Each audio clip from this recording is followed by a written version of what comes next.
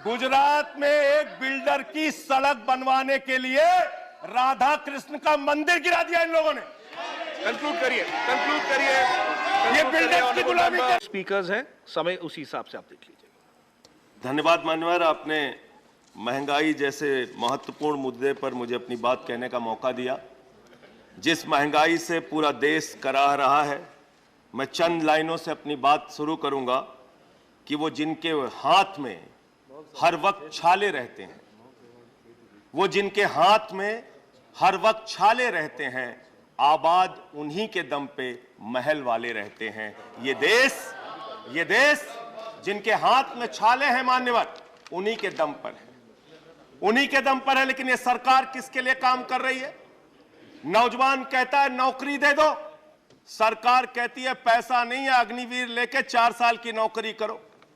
भारत की सेना कहती है पैसा दे दो, सरकार कहती है तुम्हारे बजट का 63,000 करोड़ रुपए कम करेंगे। माताएं बहनें कहती हैं गैस का सिलेंडर बढ़ गया, बच्चे के दूध का दाम बढ़ गया, आटा दाल चावल महंगा हो गया, उसको कम कर दो, सरकार कहती है पैसा नहीं है। किसान कहता है फसल का दाम दे दो, फसल का दाम दे दो, सरकार कहती है पैसा नहीं है।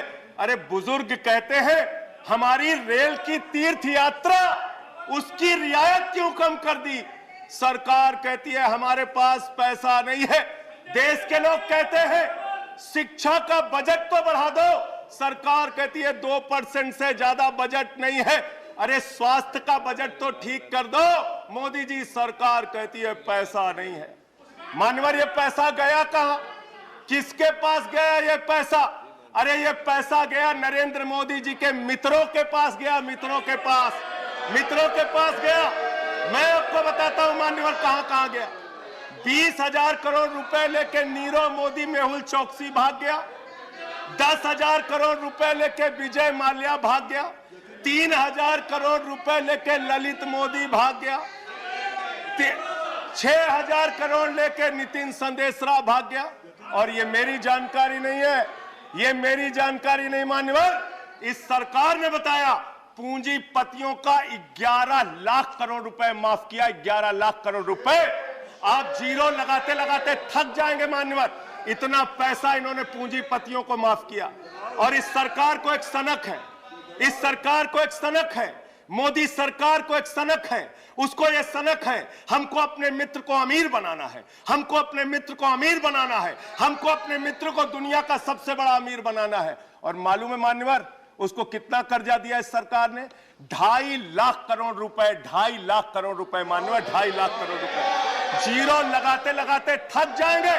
एक इंसान को 2.5 लाख करोड़ रुपए और बच्चे के दूध पे टैक्स लगाते हो, आटा दाल चावल पे टैक्स लगाते हो, हिंदुस्तान के गरीब आदमी का खून चूसने का काम करते हो। सरकार किसके लिए चल रही मान्यवर?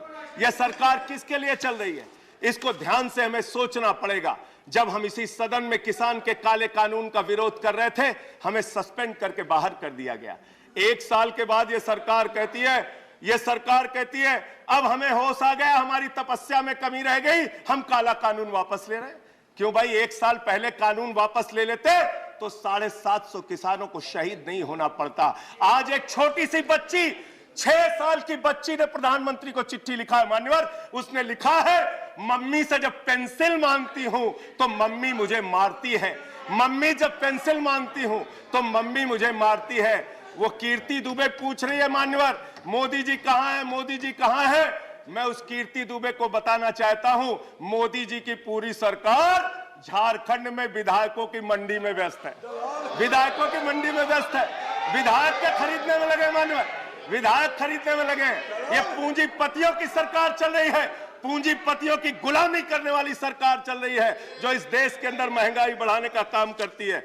गरीब के लिए खाने के लिए पैसा नहीं, 800 दवाओं पर, कैंसर की दवा पे, किडनी की दवा पे, टीबी की दवा पे आपने दाम बढ़ा दिया, आपने अस्पताल के कमरे तक पे दाम बढ़ा दिया। आपकी सरकार डीएचएफएल के लिए काम करती है। 34,000 करोड़ रुपए बैंकों का घोटाला डीएचएफएल ने किया और 29 करोड़ रुपए भारतीय जनता पार्टी को चंदा दिया है। मान्यवर, इनसे हिसाब मांगना चाहिए। क्यों नहीं जाती ईडी इनके पास, क्यों नहीं जाती सीबीआई इनके पास, इनसे सवाल पूछना चाहिए। मान्यवर, मैं सिर्फ इतना कहना चाहता हूं, आप खाने के लिए आपके पास, सरकार के पास पैसा नहीं, उस पे तो टैक्स बढ़ा देते हो, लेकिन गुजरात के अंदर जहरीली शराब पिलाते हो लोगों को। जहरीली शराब, 75 लोग जहरीली शराब पी के गुजरात के अंदर मर गए। मानो 75 लोगों की जान चली गई। दिल्ली के मुख्यमंत्री केजरीवाल जाते हैं देखने, गुजरात का मुख्यमंत्री उन लोगों से मिलने नहीं जाता। देश के प्रधानमंत्री उन लोगों से मिलने नहीं जाते, दिल्ली के मुख्यमंत्री केजरीवाल उन लोगों से मिलने जाते हैं। माननीय, मैं ये कहना चाहता हूं, माननीय, no point of, I am not yielding sir, I am not yielding sir, 1 minute sir, I am not yielding sir, I am not yielding, let me complete sir. Sir बस खत्म कर रहा हूं, कंक्लूड कर रहे हो, उसके बाद आई टेक द पॉइंट। ये सरकार पूंजीपतियों की सरकार है। मान्यवर, ये बिल्डर्स के लिए काम करते हैं। मैं आपको बता रहा हूं, गुजरात में मान्यवर, गुजरात के अंदर, गुजरात में नवासारी एक जगह है, गुजरात में सीआर पार्टी के जहां के सांसद, नहीं sir, I am not yielding, इसी चेयर से कहा गया जब बोलते रहो तो किसी को पॉइंट ऑफ ऑर्डर नहीं देंगे। No no no sir, no, I am not yielding. बात खत्म कर रहा हूं, मेरा लास्ट पॉइंट।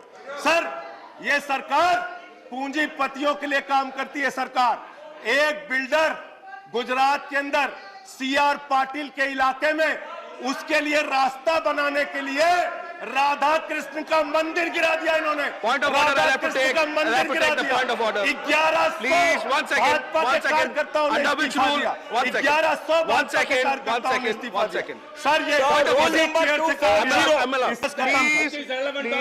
प्लीज, माननीय सर, इसी चेयर से कहा गया था, एक सदस्य बोलता रहेगा तो किसी को पॉइंट ऑफ ऑर्डर नहीं देंगे। सर, खत्म कर रहा हूं। सर, मैं ये कह रहा हूं, कल तक मैं ये कह रहा हूं, ये सरकार, कल तक ये दूसरे का समय खा रहे हैं लोग। सर, गुजरात में एक बिल्डर की सड़क बनवाने के लिए राधा कृष्ण का मंदिर गिरा दिया इन लोगों ने। कंक्लूड करिए, कंक्लूड करिए। ये बिल्डर्स की गुलामी कर रहे हैं। Please conclude, thank you, thank you. Vijay Sai Reddy ji, Shri Vijay Sai Reddy ji, yes please.